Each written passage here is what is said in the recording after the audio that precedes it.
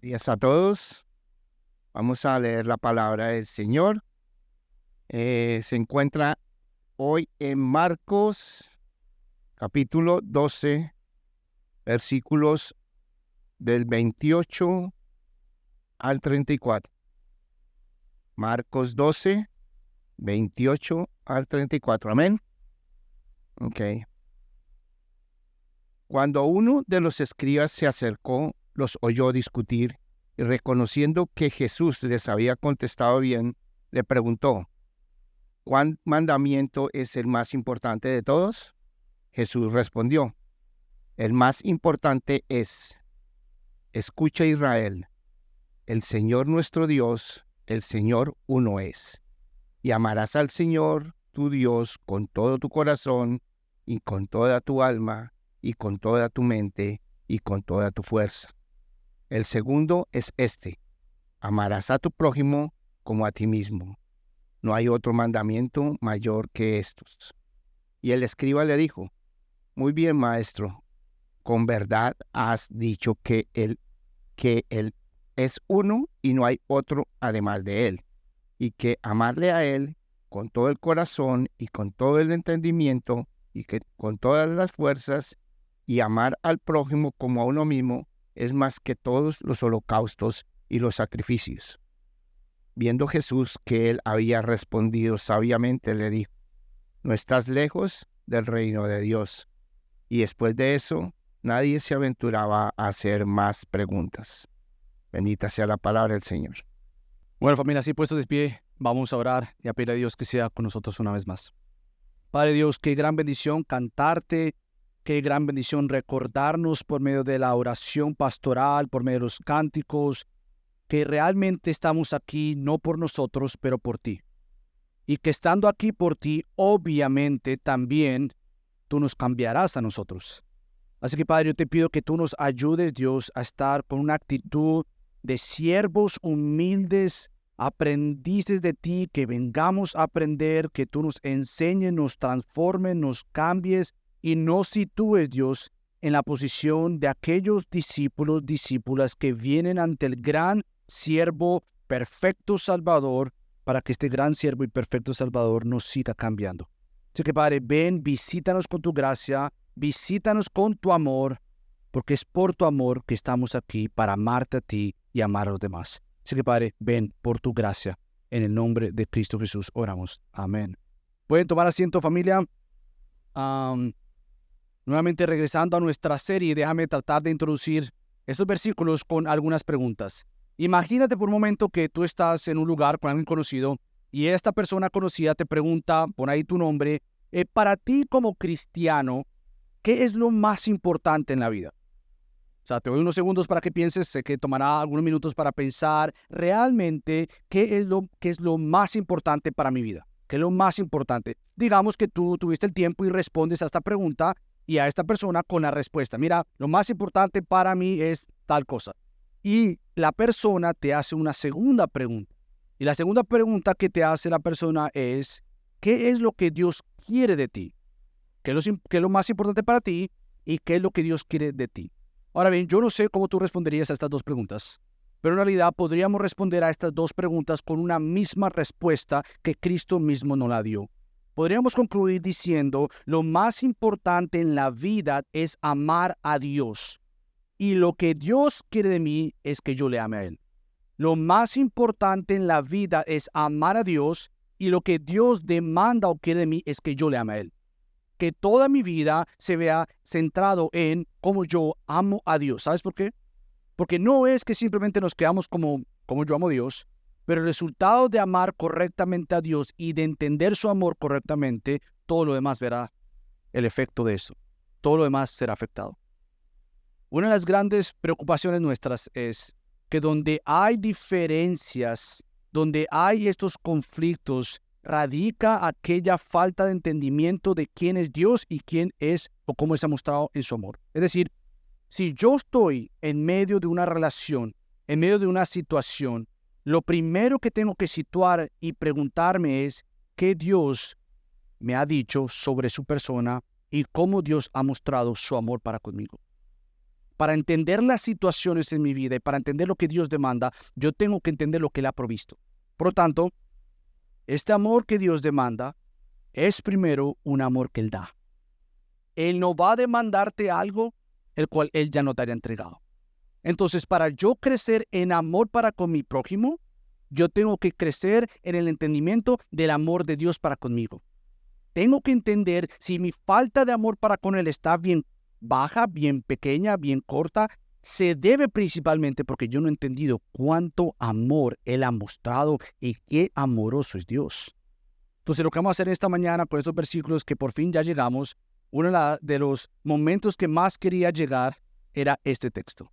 En toda nuestra serie hemos caminado ya varios domingos y llegamos a estos versículos donde precisamente muestra el centro de la Biblia, muestra lo que une la Biblia, muestra el resumen de la Biblia y del por qué Dios nos ha dado su palabra.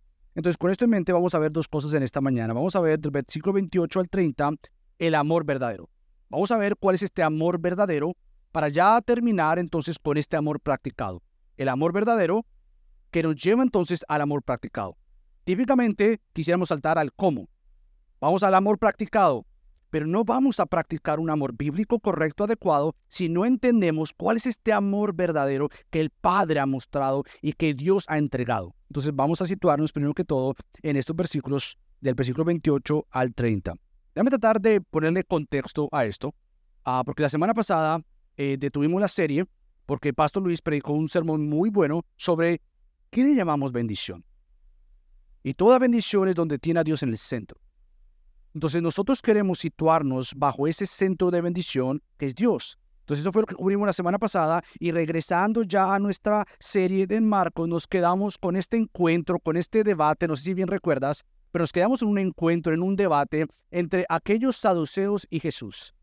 Estos saduceos lo que querían hacer es poner en ridículo a Cristo por esta idea, esta creencia tonta de la resurrección. No sé si recuerdas que el debate era lo siguiente. Ellos querían decirle a Cristo, tú responde a esta pregunta ya que tú crees en la resurrección. ¿Qué va a pasar con aquella mujer? ¿Cuál mujer? Bueno, con aquella mujer que se casó y su esposo murió.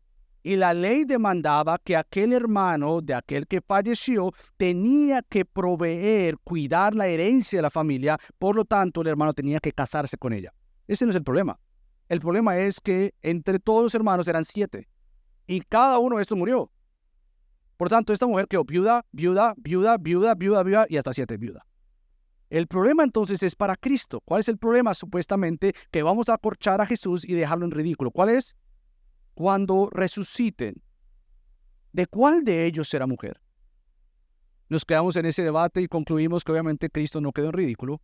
Más bien quien quedó en ridículo fueron estos otros que le preguntaron a Cristo. Porque Cristo le responde diciendo, el asunto aquí es que ustedes están equivocados. Uno, no hay matrimonio en la resurrección. Pero no es tanto ese el problema. El problema principal es que ustedes ni entienden la palabra ni comprenden el poder de Dios. Entonces, más bien, estos quedan en ridículo, tratando de dejar a Cristo en ridículo, ellos quedan en ridículo. Pero hay uno que está ahí dentro del debate, o por lo menos escuchando el debate, y es este escriba. Que este escriba entonces lo que hace es al escuchar a Cristo responder bien, al escuchar que Cristo no tiene simplemente la autoridad para contestarles, pero la autoridad que corrige a aquellos hombres que negaban la resurrección, el poder y la palabra de Dios. Y este escriba entonces en este contexto viene y se acerca a Jesucristo con una tremenda pregunta. Pero antes de entrar a esta pregunta, yo quiero que tú pienses en lo siguiente. Qué increíble que el escriba, en vez de simplemente escuchar la respuesta, separarse o aislarse, lo que esto le hace a este escriba es acercarse a Jesús. ¿Qué quiero decir con esto? Yo no sé cuántas preguntas tú tienes en la vida. Yo no lo sé realmente. Hay muchas preguntas en la vida nuestra que Dios las va a contestar en esta tierra. Pero escúchame otra cosa. Hay muchas preguntas que tomarán la eternidad para que entendamos las respuestas. Pero Dios les va a responder. Este escriba, en vez de decir, sabes que tengo tantas preguntas, mejor me alejo de Cristo, las preguntas se acercan y te acercan a aquel que tiene la respuesta. ¿Qué preguntas hay en tu vida que ahora hasta el momento nadie te las ha contestado? Y yo no simplemente estoy hablando de preguntas teológicas, lo cual son importantes. pero estoy hablando de preguntas del alma. ¿Qué pasa con esta situación? ¿Qué pasa con esta situación? ¿Qué pasa si yo vengo ante mi Dios una y otra vez y resulta que no veo respuesta alguna? Bueno, que el escriba nos enseñe algo. Las preguntas de la vida te acercan al dador de la vida, no te apartan del dador de la vida. Porque quiera donde tú vayas, tú vas a estar buscando la respuesta. Y la respuesta fuera de Cristo es la respuesta inadecuada. Te vas a sentar en ti misma o en ti mismo o en alguien más o en una creencia o en una enseñanza que supuestamente te va a dar la respuesta, cuando en realidad la respuesta adecuada viene de los labios de la persona adecuada, y este es Cristo. Por tanto, no sé qué preguntas tienes, pero yo no quería dejar pasar esta actitud del escriba que al escuchar la respuesta correcta, acertada, precisa, lo que hace este escriba es reconocer que Jesús había contestado bien y le hace esta pregunta. Entonces, la pregunta que le hace este escriba a Jesucristo es muy importante. ¿Cuál mandamiento es el primero de todos? Nuestra traducción dice cuál es el mandamiento más importante, pero en realidad es cuál es el primero, cuál es el mandamiento central, fundamental, del cual tú puedes decir, pongo este mandamiento y toda la Biblia de esto está tejido. Pongo este mandamiento y tiene que ser la raíz, el fundamento de cómo yo leo, conozco y estudio de Dios y conozco a Dios. Entonces, antes de ver cómo es que Cristo responde a esta pregunta, tenemos que hacernos otras preguntas nosotros acá. ¿Cuáles son? Si alguien te preguntara, ¿cuál es el mandamiento más importante? ¿Qué contestarías tú? Ahora, si tú, obviamente, ya con el contexto, tú vas a decir amar a Dios. Bueno, antes de esta mañana y de leer estos versículos, si alguien te preguntara nuevamente, mira, pon tu nombre ahí, ¿cuál es el mandamiento más importante? ¿Cuál dirías tú? Tenemos tanto que agarrar y tomar y de dónde sacar. Nosotros creemos que la Biblia, el gran libro, está compuesto de 66 libros que nos cuentan esta gran historia. Entonces, ¿cuál escogerías? Ahora, ¿sabes por qué te hago esta pregunta? Porque el contexto, este escriba, sea un fariseo o no un fariseo, era un estudioso de la palabra de Dios. Y el problema con el escriba era que tenía la práctica de dividir la palabra o de alguna manera ponerle un balance. ¿Sabes por qué? Porque los escribas lo que hacían es dividir la ley en medio de lo que es importantísimo y no tan importante. Los mandamientos mayores y los menores. La pregunta para ti entonces es, ¿cómo tú ves la palabra de Dios? ¿Eres un creyente o una persona que dice, mira, esto es lo importante, lo demás no es tan importante? ¿O esto es lo en serio, lo demás no es tan en serio? ¿Cómo ves la lista de la palabra de Dios? ¿Cómo ves la palabra de Dios? Quizás algunos ven la palabra de Dios como una lista de cosas que tienes que hacer, pero no puedes hacer. Es decir, tú te acercas a la palabra de Dios y dices, mira, es que hay tanto que leer, hay 66 libros, hay el Antiguo Testamento, el Nuevo Testamento, y dentro de estas dos tapas a tapas hay mucho que leer. Y yo lo que veo es que hay un montón de cosas que hacer y hacer y hacer, pero estoy frustrado, desanimado, porque resulta que no los puedo hacer. Ahora, quizás eres otra persona que ves la Biblia como un documento muy importante. Tú dices, no, la Biblia es un documento muy importante, un libro muy importante, pero a la misma vez es un documento confuso y por eso yo no la leo. Es decir, yo la veo tan importante, con tanto contenido sobre el Dios que yo profeso creer, pero la realidad es que yo lo veo tan confuso, veo un montón de nombres con un montón de historias que ni siquiera sé cómo se aplican a mi vida. Por lo tanto, yo no me acerco a la Biblia, no la leo. Quizás hay otro grupo que ve la Biblia como este libro sagrado. No solo es importante, pero es un libro sagrado. Es tan sagrado que solo algunos la pueden estudiar. Solo los pastores, solo los que han ido a un seminario, solo algunos que pueden manejar el idioma o lo que hay ahí escrito, y por lo tanto son los líderes, ellos los que leen la Biblia, ellos los que estudian la Biblia, pero yo no la entiendo, yo no la comprendo, por lo tanto yo no la voy a leer. Bueno, ¿por qué digo esto? Porque una de las cosas que nosotros tenemos que entender es que la palabra de Dios, la Biblia de Dios, es donde Él ha decidido revelarse. Y nosotros no podemos ver la Biblia entre asuntos mayores y menores.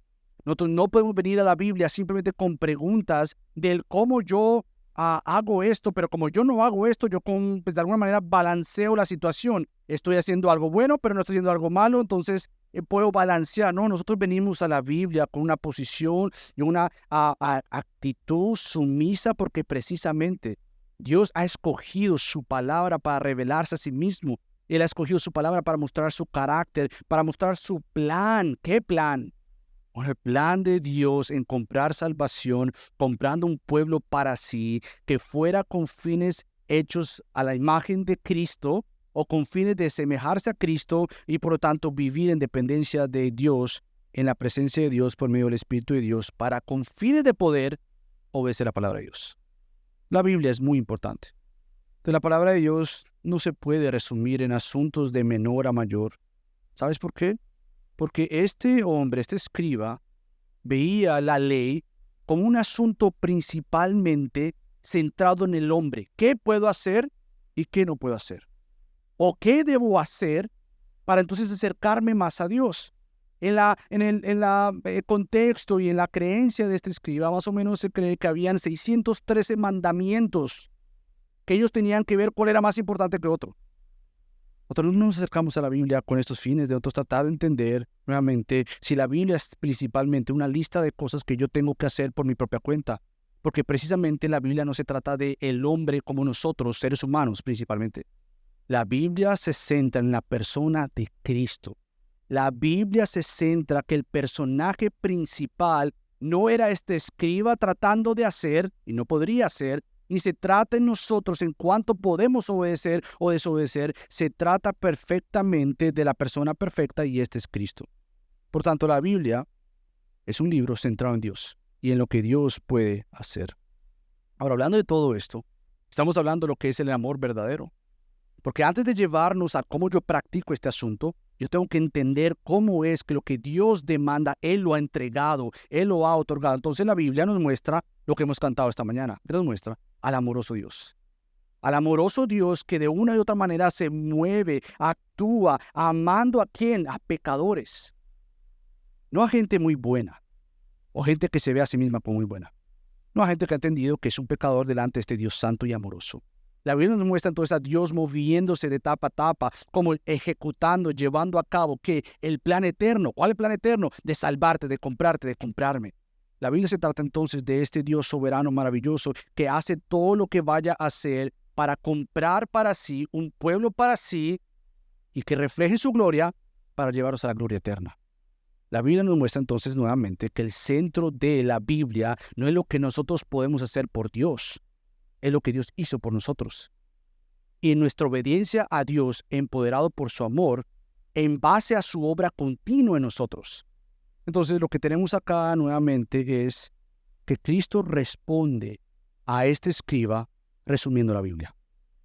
Eso es lo que yo estoy tratando de hacer ahorita. Cuando Cristo va y responde a la pregunta, ¿cuál mandamiento es el primero de todos? Cristo no piensa en el sentido de decir, espérate, ¿cuál le voy a decir de los 613 según ellos de la ley? O él ya pensando en el Nuevo Testamento, que no estaba escrito, por cierto, pero diciendo, mira, ¿cuál será de todos estos mandamientos que yo le he otorgado a mi pueblo? ¿Cuál de estos yo voy a escoger? Cristo lo que hace rápidamente es darle a este escriba el centro de la Biblia, el fundamento de la Biblia, que sin esto nada de lo más puede hacerse y todo lo demás será perdido y no practicado. ¿Qué es lo que Cristo responde? Bueno, Cristo responde con esto. Escucha, Israel, el Señor nuestro Dios, el Señor uno es, y amarás al Señor tu Dios con todo tu corazón y con toda tu alma y con toda tu mente y con toda tu fuerza. En resumen, tienes que amar a Dios con todo tu ser. Tienes que amarlo. Lo más importante en esta vida. La pregunta no es si vas a amar. La pregunta es ¿a quién estás amando? ¿O qué estás amando? La pregunta no es si vas a aprender a amar. La pregunta es si estás amando lo correcto o a la persona correcta. Esa es la pregunta. Nadie te va a enseñar a amar. Nosotros, como vamos a ver más adelante, ya nos amamos a nosotros muchísimo. Y amamos lo incorrecto. Pero cuando el pueblo de Dios comienza y crece en entender que el llamado de Dios para con la iglesia, para con el creyente, es crece en amarme. Crece en deleitarte en mí. Crece en buscarme. Entonces todo lo demás No va a ser fácil. Todo lo demás será entonces tu color rosa o color perfecto. No, todo lo demás será difícil. Pero lo que nos fundamenta lo difícil es que Dios ha hecho lo imposible y es que ya somos suyos. Entonces, con esto en mente, yo quiero que vayas conmigo al fundamento del resumen de lo que Cristo hace. ¿De dónde saca Cristo esto? Bueno, yo quiero que regreses conmigo a Deuteronomio. Regreses conmigo a Deuteronomio porque nuevamente el escriba, siendo un escriba, quiere que le resuman cuál de los mandamientos de la ley es el más importante. Cristo, siendo Cristo, regresa a la ley. Y él regresa al último libro de la ley, o al último libro de Moisés, que es Deuteronomio. Y lo que hace Cristo aquí es citar el versículo clave fundamental de la ley y por ende de la Biblia entera. ¿Cuál es este? Bueno, Deuteronomio capítulo 6. Por tiempo no lo vamos a leer todo, pero sí quiero que leamos los versículos del 4 al 6. Deuteronomio 6, 4 al 6 dice lo siguiente. Este es Moisés escribiéndole al pueblo de Israel antes de entrar a la tierra prometida. Y él le dice, o Dios le dice por medio de Moisés, escucha, oh Israel, el Señor es nuestro Dios, el Señor uno es. Amarás al Señor tu Dios con todo tu corazón, con toda tu alma y con toda tu fuerza. Estas palabras que yo te mando hoy estarán sobre tu corazón. Nuevamente, este es el gran mandamiento. Es lo que conoce como el chamá. El escuchen.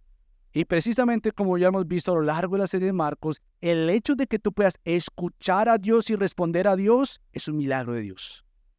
Hemos visto que las parábolas a lo largo de Marcos son la intención de Cristo, tanto de mostrar gracia como mostrar juicio. Para algunos gracia, ¿por qué? Porque tú vas a escuchar y vas a responder a Él. Para algunos vas a escuchar y decir, espérate, ¿cómo así? Cristo es lo máximo, yo me debo a Él, lo amo a Él, Él me ama a mí, yo respondo a Él. Obra de gracia, obra de su poder. Para otros será, no entiendo nada, juicio. Entonces el hecho de que Cristo cite Deuteronomio diciendo el más importante, primero que todo, es un llamado a escuchar. Y no es escuchar con tus oídos físicos, es escuchar con tus oídos del corazón. Es escuchar precisamente porque lo que Dios demanda no es una obediencia de afuera, que es lo que el escriba estaba pensando. Lo que Dios demanda es una obediencia de adentro, y de adentro es un asunto que solo Dios puede lograr. Por lo tanto, lo que encontramos acá nuevamente es que Dios hace este milagro de darnos oídos, es decir, darnos corazones, para recibir su amor y entregar su amor. Ahora, ¿de dónde es que nosotros sacamos que cuando Cristo dice, escucha Israel, ama al Señor con todo tu corazón? La Biblia lo que hace es poner un lenguaje para que tú entiendas que es todo asunto. Es decir, tú no puedes amar a Dios los domingos y olvidarte de Él los lunes. Nosotros no podemos amar a Dios cuando todo está fácil. Nuestro llamado a amar a Dios y a las personas es en todo asunto de nuestra vida. Ahora, ahí es donde nosotros fallamos. Porque no es cierto que todos los días amamos como Dios y amamos a Dios. Pero sí es cierto que Dios está dispuesto a ayudarnos para que nosotros crezcamos en amar como Dios demanda que nosotros amemos. ¿De dónde yo saco que Dios es quien hace esto? Él dice, ámame. Entonces la pregunta del gran millón para nosotros es, ok, yo tengo que amar a Dios, ¿cómo lo hago? Dame la lista de cosas que yo tengo que hacer. No, Michael, tú no puedes amar como yo demando, si es que las fuerzas vienen de ti. Entonces yo como amo a Dios, Cristo provee la solución. ¿Por qué? Bueno, yo creo que leas Deuteronomio 30, versículo 6, porque ahí está la respuesta. Si en Deuteronomio 6, Dios dice, Israel, ámame Israel. Ok, perfecto, ¿cómo yo te voy a amar? ¿Cómo yo voy a amar a este Yahweh perfecto, santo, soberano, justo, recto? ¿Cómo yo le voy a amar a Él? El escriba, dame la lista más importante de las cosas que yo tengo que hacer, entonces yo te puedo amar. Y Cristo dice, equivocado. No se trata de cómo tú puedes amar a Dios. Se trata del milagro que Dios hizo para que tú le ames a Él, porque Él te ha amado a ti. Deuteronomio 30, versículo 6, dice lo siguiente. Además, el Señor tu Dios circuncidará tu corazón y el corazón de tus descendientes. ¿Para qué?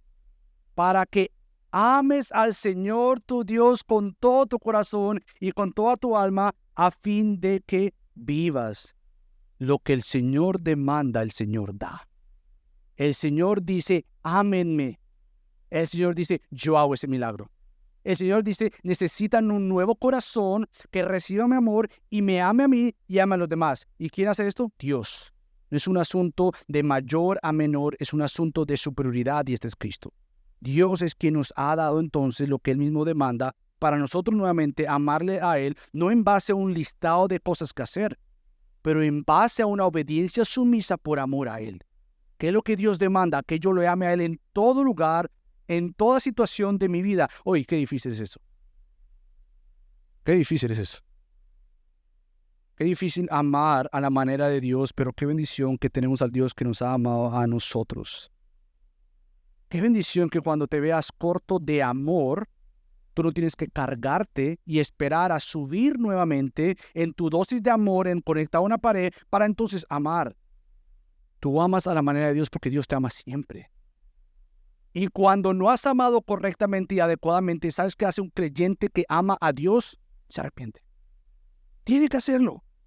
No hay ninguno aquí que diga, yo amo perfectamente todos los días. No, no es cierto. Nosotros muchas veces en vez de amar, odiamos. Nosotros en vez de amar y someternos a Dios y amar a otros, nosotros lo que hacemos es amarnos a nosotros mismos.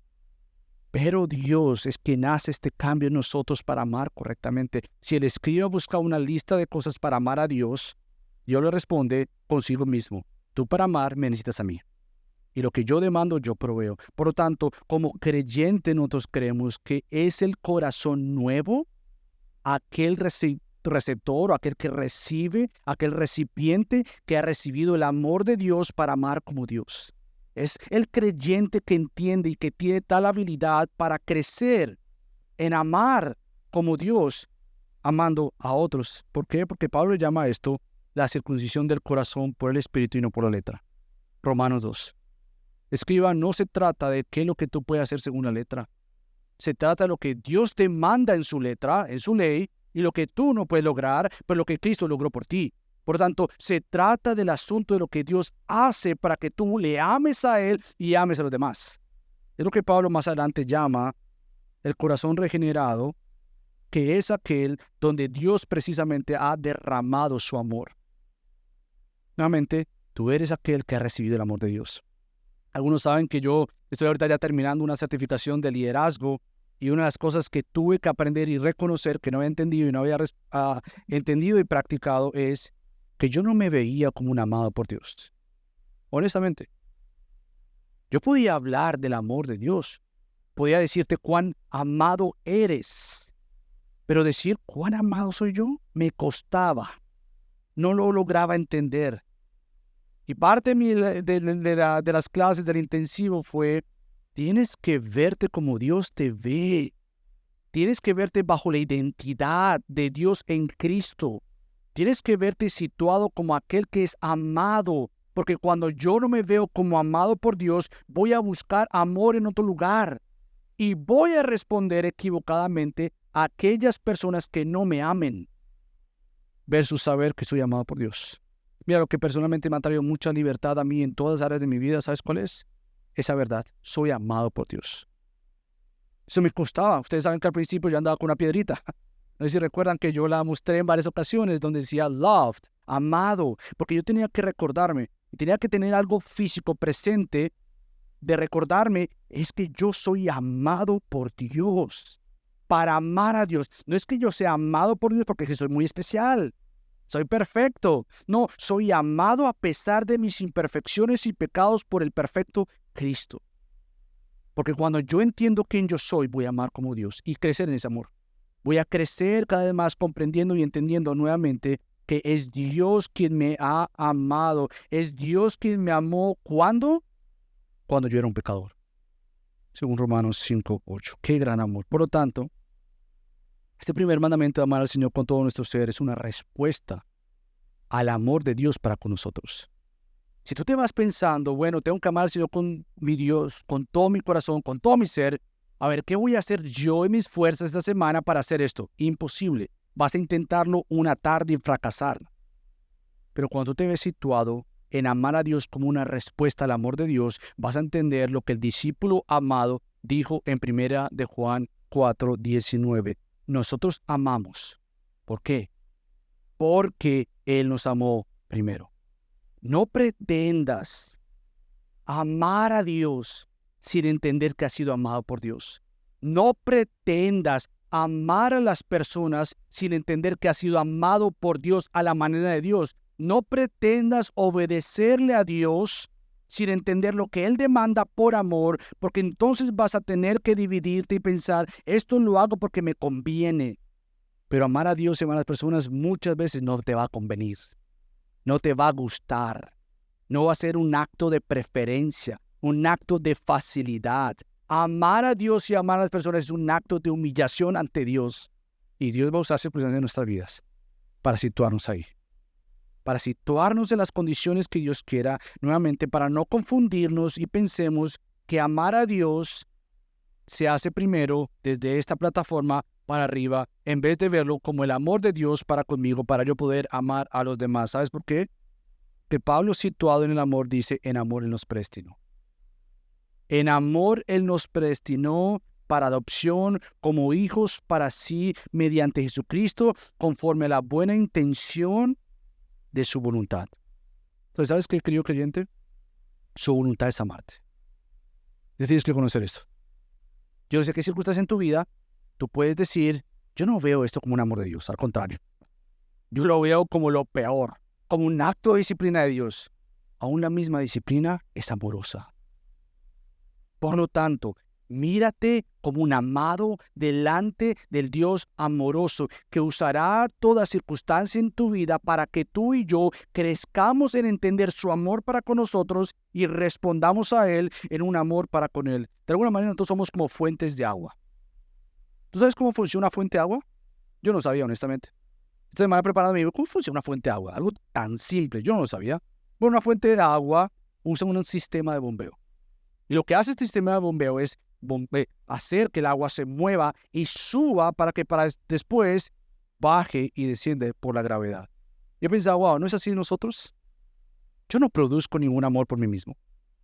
Yo no puedo hacer que mi amor por Dios y mi amor por las personas salgan de mí mismo. Yo necesito la fuente de amor, que es Dios, mostrándome las áreas que yo tengo que crecer en entender cómo Él me ha mostrado su amor, pero las áreas que tengo que crecer para ver yo cómo comparto de otros el amor que yo he recibido. Algunos quizás dicen, bueno, luego los no creyentes no aman. Por supuesto que los no creyentes aman, pero es un amor incorrecto. Porque el amor correcto tiene que verse primero como un necesitado del amor de Dios, mostrar a una persona de Cristo, un recibidor de su amor, para entregar ese amor a Dios y a los demás. Un amor de un no creyente puede describirse como amor, pero no es un verdadero amor, porque nuevamente el verdadero amor recibe y se da. Recibe de parte de Dios y entrega a otros a la manera de Dios. Así que la fuente de amor no somos nosotros. Nosotros recibimos su amor. Lo amamos con su amor para amar a otros con su amor. Entonces, ¿cómo se va a ver este tipo de amor? Ahora sí. Yo creo que ahora sí podemos pensar cómo es que se ama. Y por lo tanto, yo creo que es que Cristo intencionalmente sitúa a la escriba con el primero y más importante e inmediatamente se va al segundo. Por eso es que en los versículos del 31 adelante, Cristo va a responder aún con el resumen del escriba, esto es lo que él ha comprendido. Entonces, ahora vamos a ver el amor practicado. Y este es un asunto tan importante porque inmediatamente Cristo no quiere que nosotros cometamos un error. ¿Sabes cuál es el error? Pensar que el amor que él está hablando es un asunto de dos. Dios y yo. ¿No es algo tan común en nuestro tiempo? Algo que pasa muchas veces cuando las personas dicen, mira, yo amo a Dios, pero no amo a la iglesia. Yo amo a Dios, pero esto de estar con gente, no me gusta esto. Cristo dice, no, espérate. Si tú entiendes el amor que Dios te ha dado, tú tienes que pensar inmediatamente en tu prójimo. Tú no puedes situarte simplemente en la habitación con Dios, estudiando su palabra, conociéndolo a Él, deleitándote en Él, pero entonces comunión, la iglesia, no, eso no existe. No es como Dios dice. No es un asunto de cuán amado soy, cuánto yo te amo, pero afuera yo trato al mundo como yo quiera. No es así. Cristo dice, una comprensión del amor de Dios para contigo te va a llevar a una extensión de su amor para con otros. Y como vasija de gracia te usará a ti. Entonces Cristo nuevamente regresa a este hombre diciéndole nuevamente si el segundo es importante también. Si tú tienes una lista de cosas que tienes que entender, ama a Dios, pero ama al prójimo. Tienes que amar a Dios y como extensión tienes que amar a los demás. Entonces, yo amo al prójimo no cuando me conviene, no cuando me sea fácil, cuando yo quiera. ¿Sabes por qué? Y aquí viene el asunto crítico de que si se trata de un amor de nosotros, vamos a poder decir cuando yo quiera. Si la fuente de amor soy yo, entonces yo voy a amar cuando me convenga, cuando tenga ganas, cuando esté motivado, cuando quiera y vaya a recibir algo a cambio. Pero el amor de Dios nunca lo hace de esta plataforma. El amor de Dios normalmente se centra en lo que Dios ha hecho. ¿Y sabes por qué digo que es tan importante entender el amor de Dios para amar a los demás, aunque en muchas ocasiones eso signifique negarme a mí mismo? Porque Cristo pone una conjunción de comparación y dice, el segundo es este, amarás a tu prójimo. Bueno, pero ¿cuándo? Cuando la otra persona sea fácil de amar. Cuando la otra persona sonría. Cuando la otra persona me diga, sí, tienes razón, qué fácil es amar así. ¿Sabes qué el comparativo o la comparación dónde viene? Cuando él dice, tienes que amar a tu prójimo como a ti mismo. Eso es difícil. Es difícil porque en realidad nosotros nos amamos demasiado nosotros. Y el punto de comparación para amar a alguien más, Cristo dice, ama a ese individuo como te amas a ti. Nadie nos tiene que enseñar cómo nos amamos. Como lo acabo de decir. Nosotros nos amamos demasiado.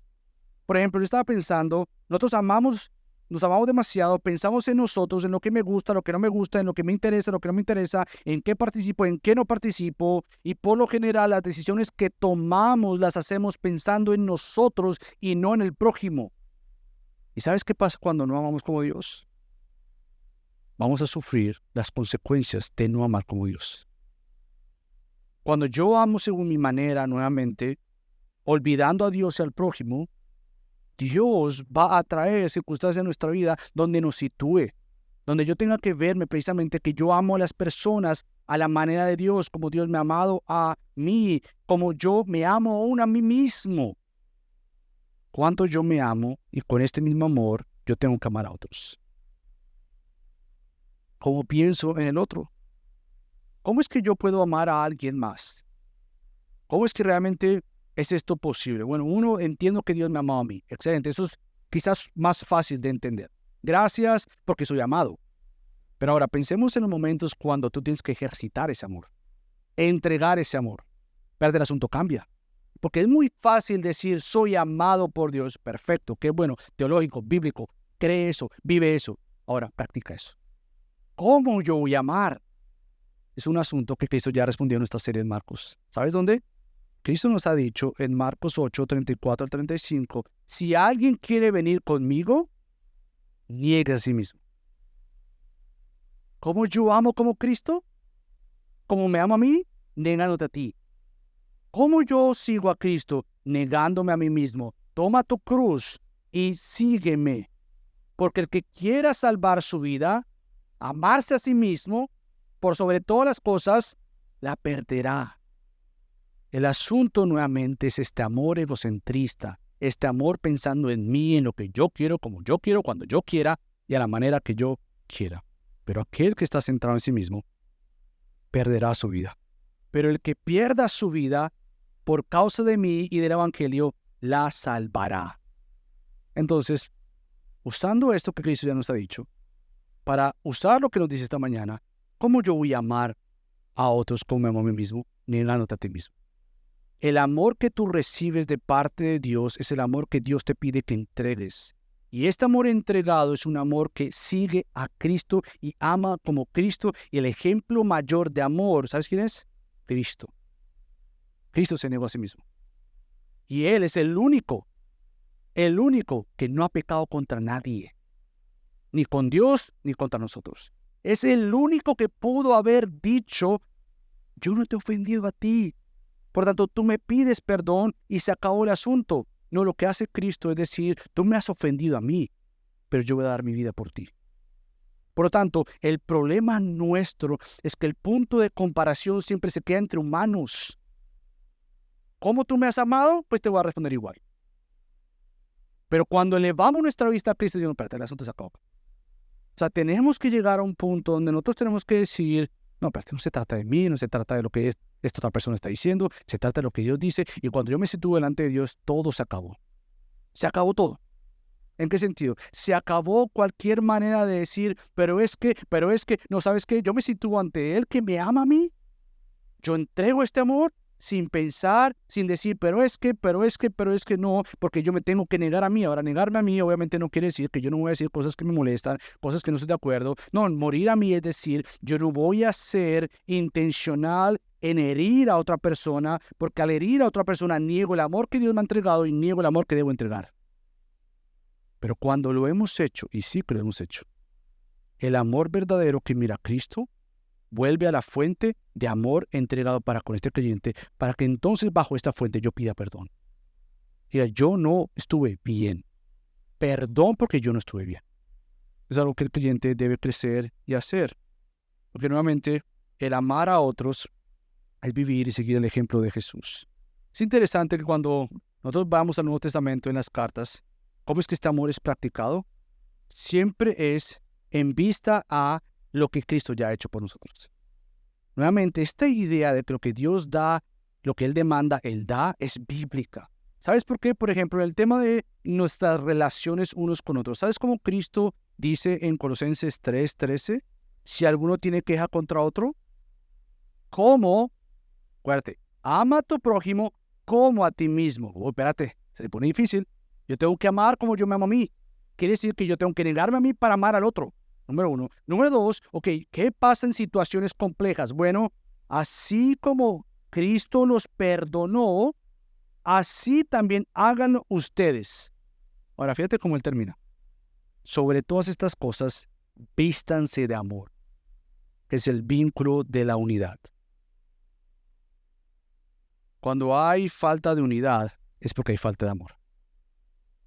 Cuando hay falta de amor, hay falta de unidad. Pero cuando yo quiera perseguir la unidad, yo tengo que ver la unidad en términos de amor. Pero yo no puedo ver la unidad y el amor en términos de lo que yo creo que es amor y lo que yo creo que es unidad. Yo tengo que ir a la persona correcta, adecuada y perfecta, que es Dios, que me ha amado, me ha unido a Él, y como Él me ha unido a Él, yo puedo entonces vestirme de su amor para practicar este amor.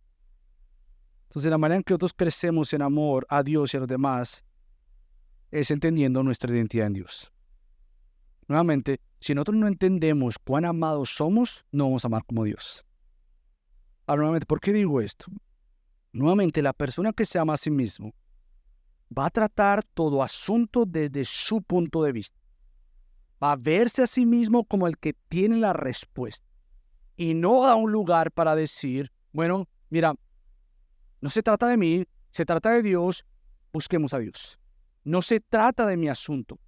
Se trata de nuevamente buscar la manera de que si yo soy amado, no tengo nada que perder. Está bien, lo peor que pueda perder es decir, estuve mal, me arrepiento por lo que hice. Eso es lo peor. Pero nuevamente una falta de amor hacia Dios y una falta de amor para con otros es una lucha interna con el orgullo. Si estoy falto de amor es porque lucho con el orgullo. Porque me quiero ver como el primero en vez de verme situado ante el primero y este Dios. Entonces, nuevamente, Cristo dice, ama al Señor, perfecto. Ama a tu prójimo como a ti mismo. Para amar a mi prójimo como a mí mismo, yo tengo que amar el cómo Dios me ha amado a mí y entregar ese amor a otros. Entonces, algo que yo he estado pensando bastante es cómo yo me veo ante este amor de Dios. ¿Cómo me veo? O sea, por lo general pueden haber dos tipos de personas. La primera persona que se ve a sí misma como la que no ha hecho muchas malas cosas. Esta persona entiende que es malo, pecador, pero no tan pecador como otros. Esta persona no ha hecho lo que otros han hecho. Entonces, este tipo de persona ve el amor de Dios como un asunto de, bueno, pues en realidad Dios me ama, pues es que yo no soy tan malo como otro. Yo no he hecho tantas cosas malas. Por lo tanto, como que es fácil amarme porque yo no he hecho tantas otras cosas. Pero está el otro lado y la otra persona, que es aquella que sabe que ha hecho malas cosas. Esa es aquella persona que se cree lo peor. Esta persona cree que, mira, yo he hecho todo esto. Y me siento así, por decirlo, tan distante de Dios, tan distante de su amor, que yo no me puedo acercar a Él. Yo soy tan malo, me siento tan distante de Él. ¿Cómo Él me va a amar a mí si lo que yo tengo sobre mis hombros es vergüenza? Es culpabilidad. Es esta distancia de ni siquiera poderme acercar a mi Señor. Ahora, ¿sabes cuál es el problema de estas dos personas? Que sitúan el amor de Dios con fines de lo que ellos han hecho o no han hecho. El que se cree mucho, cree que Dios lo ama porque no está malo. Él no ha hecho lo que típicamente otra gente hace. Y el que sabe que ha hecho un montón de cosas malas, se ve distante porque a la vez no se ve merecedor y se ve distante del amor de Dios cuando Dios dice, yo amo, no porque eres muy bueno o muy mala. Yo amo porque soy muy bueno y tú eres bien mala. Bien malo. El amor de Dios nuevamente entonces no se pone en estos puntos de comparación. El amor de Dios nuevamente se entiende en base a que Dios nos ama porque Él decidió amarnos. Y si tú te crees muy bueno, muy buena, y que no has ofendido mucho a Dios, no importa cuál mandamiento tú has quebrantado, tú no eres merecedora de su amor, merecedor de su amor, pero Él te ama. Por lo tanto, lo mejor que podría hacer a tu alma es deleitarte en que aunque no he hecho muchas cosas malas, yo me he ofendido a mi Dios santo. Por lo tanto, qué bendición que aunque sea esto que yo llamo pequeño, ante mi Dios es grande, pero más grande es su amor para cubrirme con su gracia y su perdón. Y si tú te sientes bien distante, es decir, mira, yo no ni siquiera sé si venir a la iglesia, esto de venir a la iglesia, yo me siento como tan pecador, como que tan del mundo y no aquí. Bueno, si Dios te está permitiendo escuchar esto, lo mejor que tú puedes hacer es entender que alguien más llevó tu culpabilidad, que alguien más llevó tu vergüenza y clavarte en tu conciencia. Por consiguiente, no hay condenación para aquellos que están en Cristo Jesús. Pero ahora, amigo, quizás tú estás acá y tú dices, mira, es que yo no tengo a Cristo y me siento culpable. Esta culpabilidad no se basa en Cristo. Por lo tanto, tú necesitas reconocer a Cristo. Necesitas reconocer que Él es el único Salvador. Necesitas reconocer que tú has pecado delante de Él. Y por lo tanto, necesitas reconocer que necesitas arrepentimiento de tus pecados. ¿Y esto qué es? Mirar a Cristo como más glorioso, amar a Cristo a la manera de Cristo y odiar tu pecado para seguir a Cristo. Es regresar a Cristo, es verle a Él como el amoroso Dios que Él es. Entonces, Dios nos amó porque a Él le plació amarnos. Tu identidad no está en base a estos dos grupos. Tu identidad está en base a la identidad dada a ti por medio de Cristo. Eres amado para amar a Dios y amar a los demás. Eres amado para extender lo que por gracia has recibido. Él te ha amado con todo tu ser para que tú puedas crecer en el entendimiento de este amor y entregarlo a otros. Una de las cosas que nosotros queremos ver en esta iglesia es cánticos de redención. ¿Qué es esto? Vidas transformadas. Ninguno aquí ha llegado. Ninguno está en la categoría de transformado perfectamente. Todos estamos en la categoría de transformados, siendo transformados. Queremos ver cánticos de redención. Queremos ver vidas cambiadas. Queremos ver vidas que reconozcan, pequé. ¿Qué hago para cambiar? No amo como Dios, no lo amo a Él y no amo a las personas. ¿Qué hago? Lo peor que te puede pasar, como Pastor Luis dijo, es pensar que llegaste acá y vas a salir igual como llegaste. Pero que por su gracia Él nos recuerde que si Dios te trajo aquí es porque le interesa tanto formar a su Hijo en ti como para dejarte como viniste. Necesitamos entonces conocer que la ley apunta al perfecto Salvador Cristo. Cristo termina diciéndole a este hombre algo asombroso. Tú pensarías, listo, se acabó. Este hombre es un creyente. Lo dijo y lo resume. Este hombre resume a perfección lo que Cristo dijo y le agrega algo supremamente importante que los fariseos no le agregaban. ¿Sabes cuál es? Que él dice, resumiendo todo esto en el versículo 33, es más que todos los holocaustos y los sacrificios. Él entiende que el asunto no se trata de hacer. Él empieza a comprender que el asunto es un tema de ser adentro. Él empieza a olvidarse que es un asunto de lo que yo hago, el checklist devocional y todo eso, la iglesia, y comienza a empezar a verse como a sí mismo ante Dios desde adentro hacia afuera. Él comienza a ver que hay un asunto más allá de lo que él puede ver y lo que él puede hacer. Es un asunto interno y es obra de Dios. Y Cristo le responde a este escriba de la siguiente manera. Viendo Jesús que le había respondido sabiamente, mira el juego de palabras. El escriba vio que él había respondido bien y se acerca a él. Ahora el texto cambia a lo que es más importante y no es lo que el escriba vio, es lo que Cristo ve. Y lo que Cristo dice, viendo Jesús que le había respondido sabiamente, le dijo, no estás lejos del reino de Dios. Ahora tú puedes decir, bueno, espérate, no entiendo esto. ¿Cómo le va a decir a este individuo que responde bien que no está lejos? ¿Sabes qué es lo que pasa? Y es el problema y la tentación nuestra. Es que este hombre nuevamente se veía a sí mismo como aquel situado con esta lista de cosas que él tiene que hacer, con las mayores a las menores, olvidando y perdiendo de vista que delante de él está el que puede y cumplió perfectamente y obedientemente toda la ley.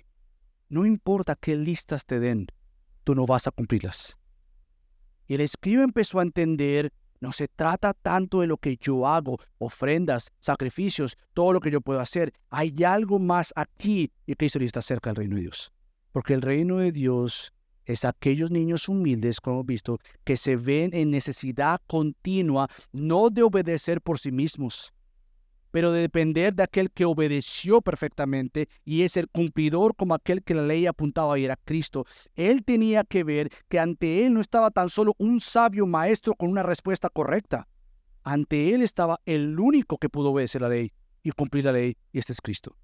Por lo tanto, ¿cómo yo voy a vivir esta semana en base al amor de Dios? Bueno, yo quiero animarte, con esto voy a terminar. ¿Cómo crees con el amor de Dios para amar como Dios? Esa es la pregunta correcta. La pregunta correcta no es cómo alguien más me va a amar a mí correctamente. La pregunta comienza conmigo. Yo no estoy pensando en cómo alguien más va a amarme a mí, no cómo yo, Michael Galeano, crece en amor para con Dios, para amar como Dios, amando a otros. ¿Cómo crezco en esto? Bueno, obviamente, deleitándote en la palabra de Dios. O sea, no va a venir cambios a nuestra vida. No los van a venir. Si el no venir a la palabra de Dios es un hábito tuyo, mira, puedes escuchar los mejores consejos de tu vida. Puedes tener al consejero mejor. Puedes venir y estar con un pastor, puedes estar con una persona, tú puedes hacer todo lo que tú quieras, pero sin la palabra de Dios no hay cambio. Te podemos exponer la palabra de Dios, que es la que cambia. Pero tú necesitas un hábito continuo de deleitarte en la palabra de Dios, para cuando venga la instrucción de Dios, el suelo de tu corazón esté suavecito. Pero si nuestro corazón está duro, no importa qué palabras te digan o quién te las digan, sea conocido o no conocido, tu corazón no va a cambiar. Tú necesitas un encuentro con Dios diario. Empezar a ver cómo es que Dios me ha amado. ¿Y sabes cómo Dios te ha amado? Está escrito. Deleítate en Él, pasa tiempo con Él, pasa tiempo que cuando vengan pruebas y aflicciones te lleva al suelo, no por lo que te hicieron, pero por lo que tú haces.